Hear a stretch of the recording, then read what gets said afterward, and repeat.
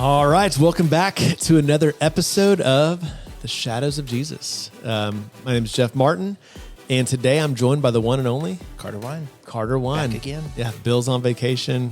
Carter, you're normally behind the camera and the mics, but today you're on it. Yep. We didn't pick this uniform look. I mean, like a I short think we're wearing the sleeve, exact same shorts too. 5-inch inseams. We're just scandalous on camera right now, but Yeah. it is what it is. I guess you should have worn sandals or I should have worn closed-toed shoes. My fault. Well, anyway, so today we've been flying through so many books, and today we get to slow down for Esther, which I love because I love Esther. Yeah. So this should be a fun discussion. We're just going to conquer Esther today, and hopefully see what we can't get out of it as far as pointing us to Jesus. So, all right. So, kind of real quick, historically, what's happening is the Jews have been carried off into exile by the Babylonians. The Syrians conquered Israel. Babylonians conquered Judah. But Isaiah, Jeremiah, Ezekiel, they all promised a remnant that they would return. And so eventually that more or less comes to fulfillment through Cyrus the Great. So he conquers Babylon and lets people go back to their homelands, even gives them resources to rebuild. And then obviously he's going to tax them and leverage that, but he lets them go back. And so all these Jews go back. I mean, we saw that with Ezra and Nehemiah, but some people would like we kind of like the Persian life. So they stay back. They don't return. And more or less Esther and Mordecai and the people we hear about, these are Jews that didn't return to the homeland. Yeah. I think there might be an element of, we know that God can use us here. Yeah. So we're going to stay here. Yeah. I mean, Jeremiah more or less said like plant gardens. Yeah. You know, live here and make it better. So I'm sure like they're invested there. So Yeah. Well, let's jump in. So chapter 1, we see that Persia is huge. How big is Persia? 127 provinces from India to Ethiopia. Yeah, massive. And so King Xerxes, he's throwing this huge party as a person who's conquered a lot of land. It lasts 180 days. How many months is that? 6, right? 6 months. Yeah. Just in his luxurious palace, which it kind of like shows the Jews would have prided themselves in their temple. And it's like we're almost seeing like this kind of compare and contrast to his palace beauty as it's described in Esther. Mm-hmm. That's what the temple should look like. But here's this, secular king's palace that looks better. But what happens after the 180-day party? Yeah, so he throws the party, and then he does a 7-day feast. And on the last day, when he's drunk, he commands his wife to come out in front of all the men so he can show her off. But she refuses to come out, and he gets pretty mad. If I remember correctly, like in the Hebrew, it's like the implication is that he essentially wants her to come naked and like do a strip tease in front of all of them. And she's like, nope. Yeah, he's had too much to drink. He's like, my wife's so hot. You guys do it. Bring her out. And she's like, I'm not your object. I'm not going to do that. Yeah, and so she won't come out, and then which causes some potential issues. So he's got wise men, counsel that surrounds him. What do they advise him to do in her defiance to not go and strip for other men? They're like, well, if this nothing happens, then our wives are going to do the same thing. So if word gets out, every woman will follow her lead and start defying their husbands. So we need to get her out. Yeah, basically like show them if you defy the king, you are no longer the queen. And so you get her out of the throne room, kick her out, disown her, divorce her, whatever they did in that time. So that gets us to chapter 2. And now there's no longer the wise men speaking into his ear, but it says the young men. Yeah. Like his frat bros, right? The young men. And so what do they say? They're like, hey, let's get all the best looking young virgins and have a beauty pageant.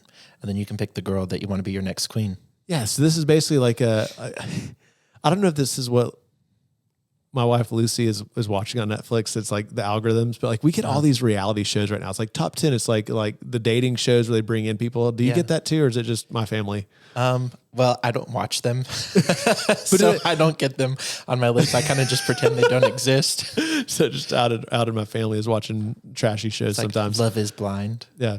So, but right now it's like there's so many dating shows where it's like they bring out people and you try to pick the one, find the one, and they're just parading beautiful people in front of each other. It's kind of like The Bachelor or The Bachelorette. And so here's King Xerxes, and it's like, hey, we're just gonna let you see all the most beautiful women, and why don't you pick the one that you think's the most beautiful? And so, is he pro or against that idea? Well, of course he's for it. Yeah. It's like beautiful women. Absolutely. He's in. Okay. So then at this point, one of the main characters, or the main character enters the picture. So one of the main characters, Mordecai, shows up. But then he introduces us to the main character. So he's taken away during the Babylonian captivity, Mordecai. He's raising his cousin as his own daughter because her parents have died. So his brother and sister, I guess, have passed away, right? No, his aunt and uncle. Yeah. So that's it. So his aunt and uncle have passed away. And so now they've got his cousin, and he's like, I'm going to raise her like she's my own daughter. And what's her name? Hadassah or Esther. Esther, the girl with two names. Yeah. All right. So one's Jewish, one's Persian. And she tends to like the Persian name a little better on the front end. Yeah. All right. So what happens next? Well, Esther is very beautiful, and she wins the affection of the eunuch. And so when they're being gathered up for the king's beauty pageant, she's taken away. So she's got everything at this moment that I think people think would make them happy. Like she's got beauty. She's got all the resources of the king's palace. She's got people waiting on her hand and foot. She's kind of like, I've heard it said that she's kind of like the Old Testament Kim Kardashian. Yeah. So here's Esther. She's got it all. So she's taken to the king's palace. And so he said she wins favor. She's got two names. One name's Persian. One name would be Jewish. What does Mordecai tell her to do as far as her Jewishness? He told her to hide it. He says, like, don't let them know you're a Jew. Just interesting. Like we haven't seen any anti-Semitic tension at this point. But for some reason he tells her to hide it. So at this point we'd just be speculating why he might do that. Do you have any thoughts at this point? I don't think so. I haven't really heard or read anything that would kind of lead to like why she should hide it. Yeah. Other than it ends up being foreshadowing. Yeah. So it's good storytelling. So it's probably 4 years at this point after the whole Vashti debacle, where Esther finally gets her turn. And so King Xerxes, he's been in the fantasy suite, so to speak, with maybe over 1,000 women at this point. I mean, every day for 4 years. Yeah. There's like about a year that he would have been waiting. But then after that, just day by day, women coming before him. Beauty treatments. Yeah, for beauty treatments. And it's finally her turn to come into the suite. Read verse 17. Okay. The king loved Esther more than all the women, and she won grace and favor in his sight more than all the virgins, so that he set the royal crown on her head and made her queen instead of Vashti. The new queen. All right. So she gets the final rose. All right. So she's picked. But before chapter 2 closes, something happens. It's kind of interesting. It's pretty quick hitting, but it's a big story. So what happens? So Mordecai hears about a plot from two guys who are planning to kill the king. Yeah, they're outside the gates and they're like, we should kill the king. And Mordecai's like, what did they say? So he's listening in. So he tells Esther, who tells the king. Because she's now the queen. So she's like husband. And they investigate the plot. She gives all the credit to Mordecai.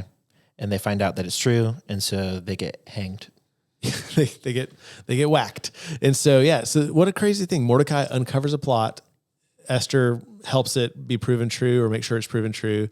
The king is like super thankful. And so he's like, you should write that down. And so I don't know if he told him to write it down or not. But either way, for some reason, it's written down in their chronicles or in their history books.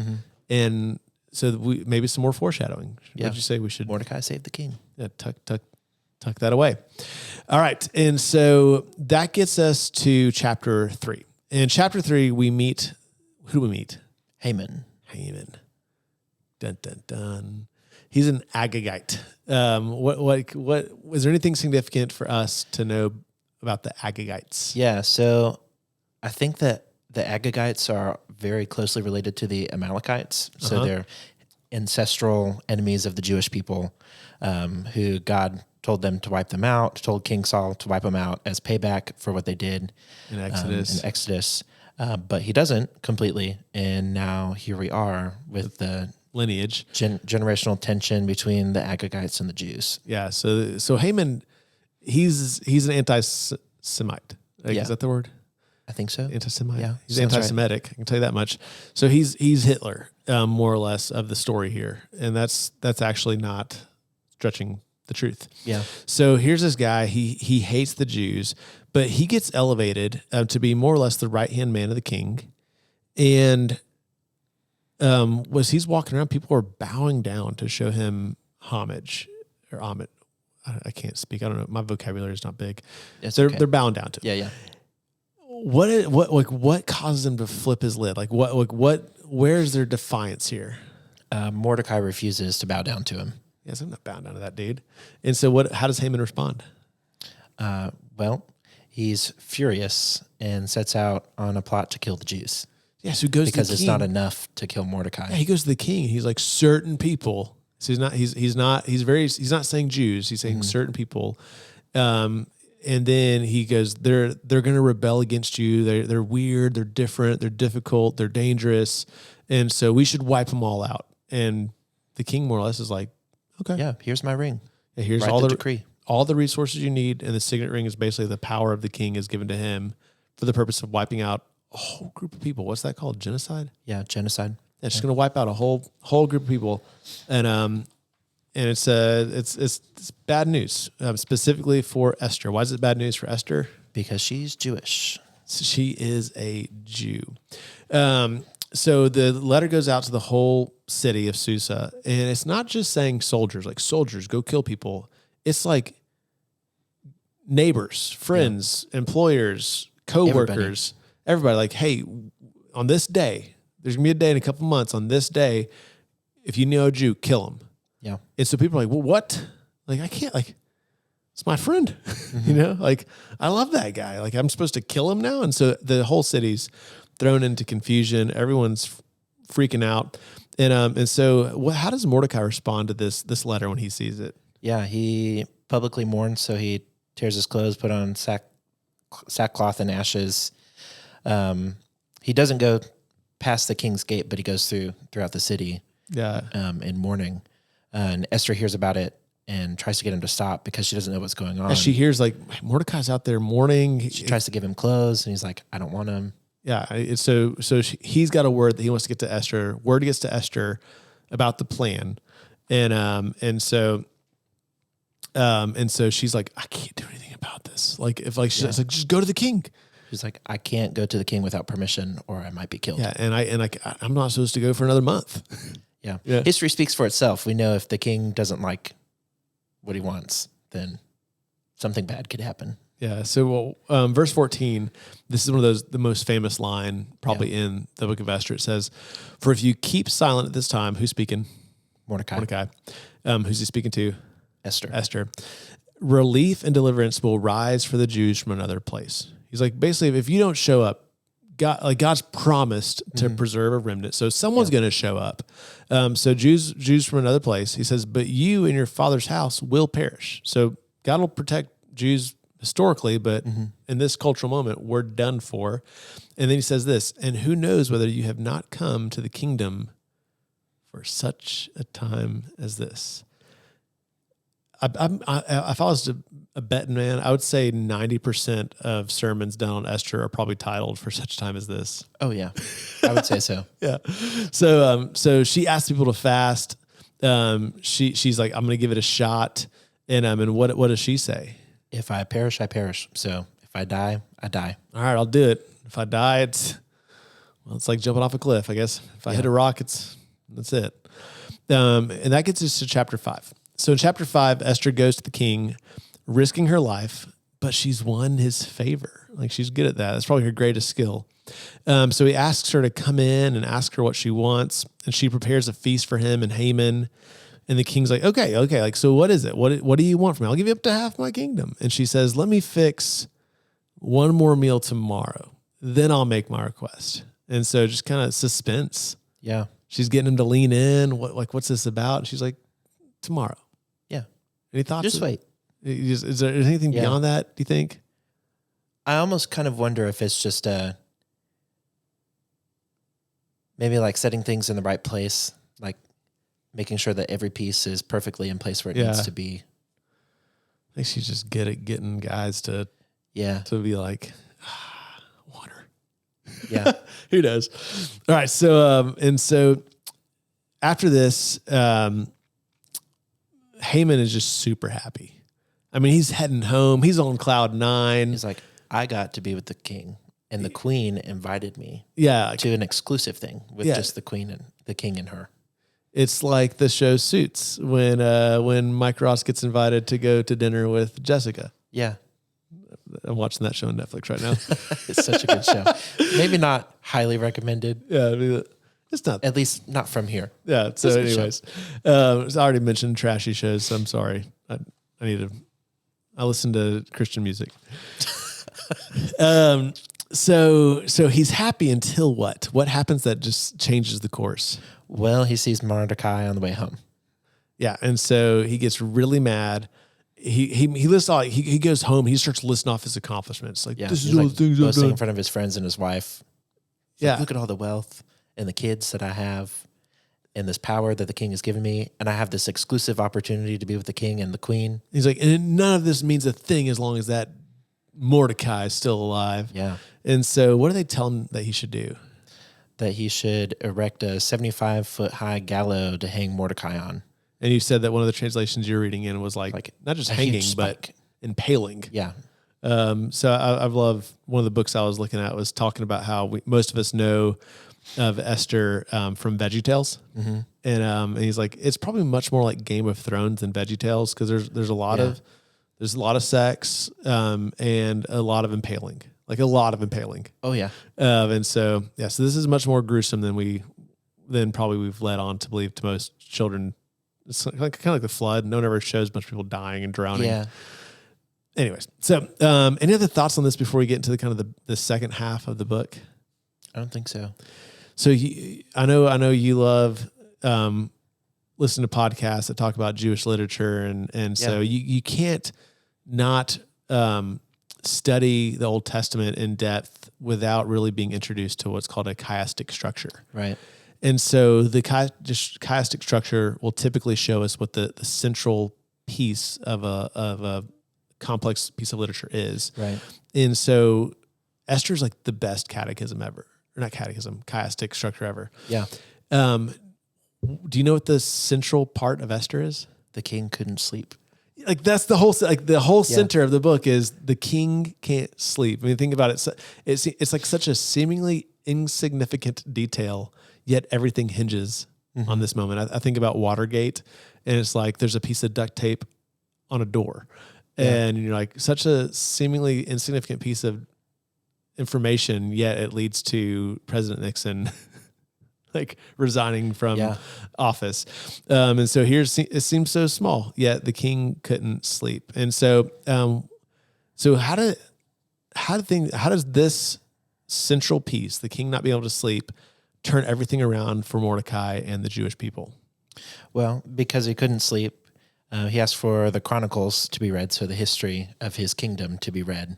We heard about this earlier. Yeah. When he kept the king from getting killed. Right. So he has it read to him, which is funny. He's reminded. He's like, I can't sleep. Read that. That'll knock me out. So apparently that's pretty boring. So this happened, and then this happened. Yeah. So they're reading it, and apparently they just so happen to open up exactly to what point in the book. Yeah. So they open up to when Mordecai saved the king from the plot to kill him.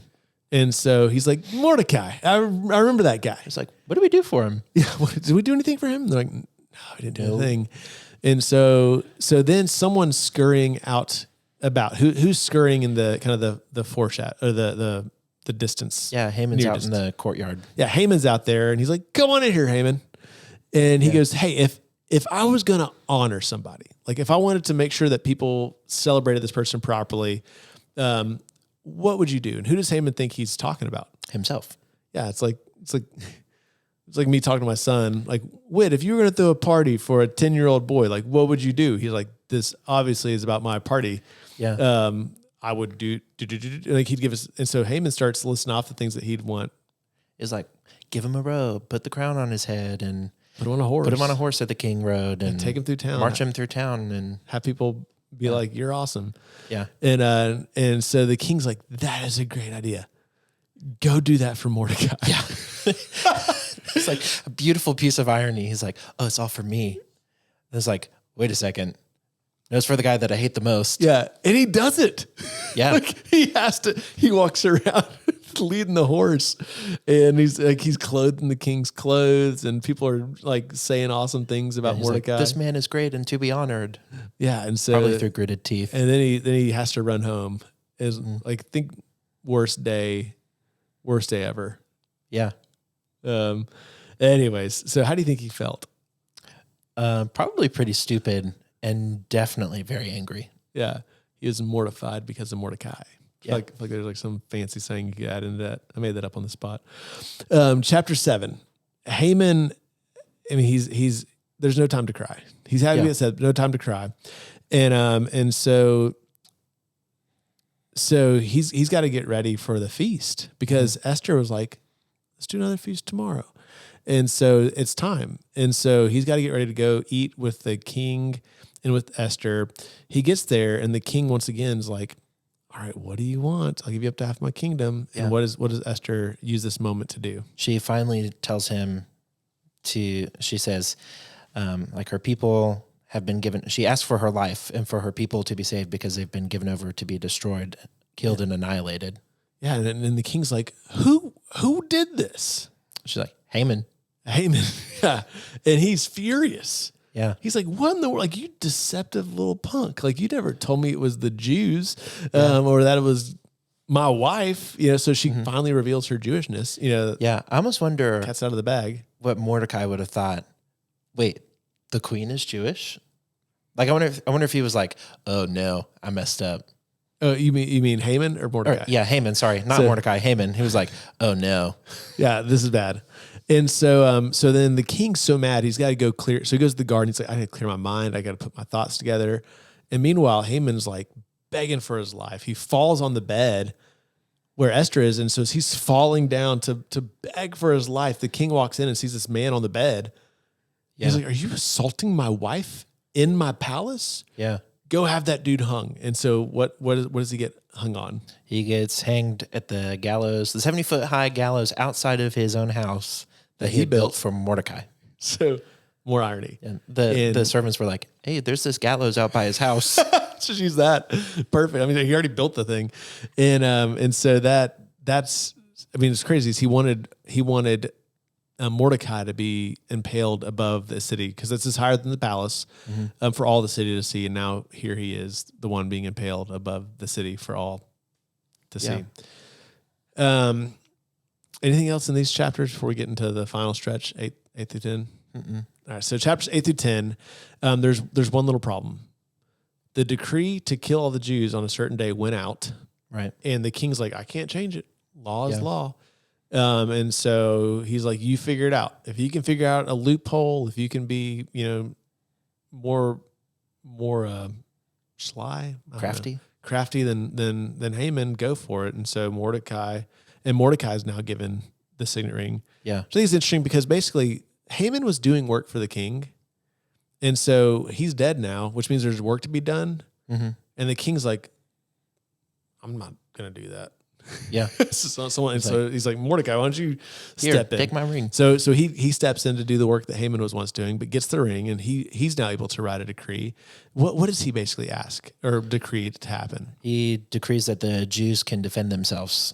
Yeah. So basically, we're not saying don't try to kill Jews. Yeah. But if you do, now the Jews by law have the right to fight back. Yeah. And so this ends up being a 2-day thing where they defend themselves, and a lot of people die. Because the Jews went out to seek to kill them or to murder them, but because they were attacked and they fought back and killed. I think it was 500 in Susa. Yeah, and then like 75,000 throughout the whole region. Yeah, between which I don't remember reading that, a long time ago, but like reading that now, I'm like, wow, that's a lot of people. A lot of people dead. Yeah, and they all tried.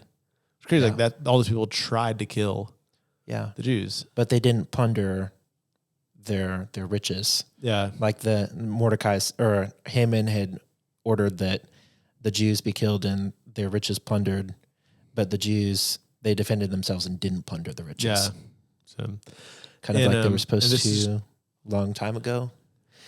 Kill all the people and leave all the riches. yeah. So this results in basically a complete reversal. Instead of those who hated the Jews gaining mastery over them, the Jews end up in the position of having mastery over their opponents. And the result is the Feast of Purim. What's the Feast of Purim? Yeah, so it's a holiday that was created to remember the All these feast. events. Yeah, Yeah. all of the events in Esther. I think Purim comes from pure, which They're like is dice. like It's like cast lots. a lot. Yeah. Because a lot was cast to choose the day and the month, and so they're celebrating Purim instead. Yeah. The feast where the Jews prevailed. Yeah, I remember one of the we preached through Esther a couple of years ago, and one of the resources I used was a Beth Moore study, and I think it was that study that she had like a recipe for cookies or bread that they make during this feast. And I was like, this is sweet. I should make that. I never did, Yeah. but we could. Well, I guess Should we- the resident staff baker should try. Should we celebrate Purim this year? Anyways, why not? But I think it's a great reminder of what the whole book is about, because I mean, one is something that's interesting in Esther is that God is absent, and so we don't see God in it. Yeah. But what we see is like this is a really dark moment in Jewish history where all the people almost get wiped out. But what we see is that God isn't absent. He might be hidden, but he's not absent. He's still for his people. And so Purim in the book of Esther, it's a reminder that no matter how dark things get, because God is faithful to his promises, there's always reason to hope. Yeah, I think one of the things that I've heard is that the author of Esther intentionally leaves God out from like an obvious mention of God out, because that's what it would have been like living in that time. Yeah. Like, God isn't obvious, but he's still there. Like we can see where he's moving, but it's not obvious. Yeah, that's a good word. And then we get to chapter 10, which I asked this question, but I'm not sure. I might be wrong. This has to be the shortest chapter in the Bible. Yeah. It's I'm three. pretty sure. It's 3 verses. I don't even think there's a psalm shorter. So chapters and verses weren't in the original text. In the 1500s, we got chapters, which I would say are like streets. You know, if you're like, where does Jeff live? And I told you my street, you know, like, okay, I have a general idea. Yeah. And then in the 1700s, they added verses. So that allows a chapter and a verse is like a street address. It helps you find things. And so the original authors weren't like chapter 1, verse 1. It was like someone later came to add those things to help us find stuff more easily. So what person in the 15 or 1700s is like, let's start a new chapter just to get this last paragraph in? Yeah. I was like, I don't know that there's anything like majorly significant about those 3 verses. Yeah. In terms of like, this changes the entire meaning of all of this. Yeah. So I think as I was looking at it, one, I think we see Mordecai is forever changed. I mean, but what's interesting is the king just kind of goes back. He's not changed at all. This doesn't change the king. He's like, all right, let's tax people again. Yeah. Like so Mordecai and Esther and the Jews are forever changed, but the king is completely He's like, cool, impacted. great, So, you guys, you're good. yeah, which I think is good for us to know, because when we as Christians sometimes we experience God in very real, powerful ways, and we're thinking like, man, there's no way that someone couldn't come to Jesus if they were here. If they could just come to church, like they experience this, they would come to Jesus. Which it's like I know my heart believes that, but when you see people not respond, it's like the truth is like not everyone's heart's going to change by experiencing. And we do movement see of God. people respond in Esther. At That's the end true. of chapter 8, yeah, in it chapter says 8, that there were people the that king didn't, but yeah, right. But you're right. The people from all the nations, like there were people that converted to Judaism because of the fear of the Jews. Yeah. So when it comes to Esther and being like, how does this point us to Jesus? I think the biggest shadow is Esther. Shock. Yeah. But where she risked her life. Like, if I perish, I perish. She risked her life to save her people, saying, if I perish, I perish. This points to Jesus, who gave his life to save his people. He came not saying, if I perish, but when I perish. And I love the way Mike Cosper puts it in his book, Faith Among the Faithless. If you want a book on Esther, that's my favorite one. Like, it's not written as a commentary; it's just written as a book in relation to Esther. So amazing! I love the way that guy writes. If I could write like anybody, I would write like Mike Cosper. Yeah, he's like his wording is like a Christian Anthony Bourdain. I think he just powerfully puts things together. Anyways, one of my favorite authors. But he says this. He says Jesus entered the throne room of God's presence on behalf of God's people, and he carried their sins on his back. He then suffered the consequences on our behalf and made a way for the rest of us to boldly enter in after him. Esther, like Jesus, entered the throne room and welcomed death on behalf of God's people, and her selfless act likewise preserved their lives. So Esther, any other shadows that you saw in there? I mean, there's Mordecai has a little bit of a shadow where he's like in charge, just like keeping peace among the Jewish people. Yeah. I guess prospering the kingdom of God within the kingdom of Persia. Yeah. So I'm sure there's more in there, but that's the Esther's the layup. Absolutely. And I didn't get any questions this week. Did you have any questions? I don't think so. I do think it's interesting though that the king made it clear that like the old decree couldn't just be overwritten, because it's like, well, if I do that, then like my power is thwarted. It's like people can't trust what I say. Yeah, because there was a loophole. The king could have changed it, but he chose not to. Yeah. So I think studying Persian history, it's like that's actually not a true statement. But I think the reason why he didn't, because he felt like it would undermine his own power. Yeah. When we preached through this, I remember someone was not happy. Not like I'm going to leave the church unhappy, but like they felt like I portrayed Esther in a way that she didn't seem as heroic as they grew up believing. Mm-hmm. But the truth is, like, she hides her Jewishness. She's married to a non-Jew. She's most likely not eating kosher. She's having sex outside of marriage. And so I think like it's important. So it's all to say, like, I don't know if that's a question as much as, but I think it is important to know that the Bible, not everybody in the Bible is a heroic figure for us to follow their example. Like, it's a very real and raw book. And so it portrays people not as perfect people, but as people who are affected by the fall. And so Esther, like, don't get me wrong, she was awesome. Yeah. But I don't think she was like squeaky clean. Sure. I think there's like the beauty in that is that, like, God chooses to use the people who are, I guess for like lack of a better word, like morally bankrupt. Yeah. It's like he uses the people who are the least likely to do his work because it's not about like their ability, but what God did through them. So like at the hint of like Esther not being morally upright, it's not about like her past, right? It's about like what God is choosing to do through her in this moment. Yeah. So there's a lot of hope. Yeah. And I think that's the big thing. There's hope. Yeah. So I think there's like been a comparison between like the prodigal son, where it's like both sons are separated from the father. Yeah. One because of his sin and the other because of his self-righteousness. And so the invitation that we can see in Esther is that for the people who feel like they're separated from God because of their sin, God is not concerned about your past. He's concerned about now and what you're choosing to do right now. And then for the other person who feels like they're separated from God, even though they've been following every rule that the church has ever given them, that they're always in their Bible, they're always doing these things, but they don't see God moving, that to keep doing it because God is saying, I've given to you everything. Yeah. Everything that's mine is yours. And so there's hope there too. Yeah. That's a really good word. I think it's a good word to close on. So we'll wrap up there.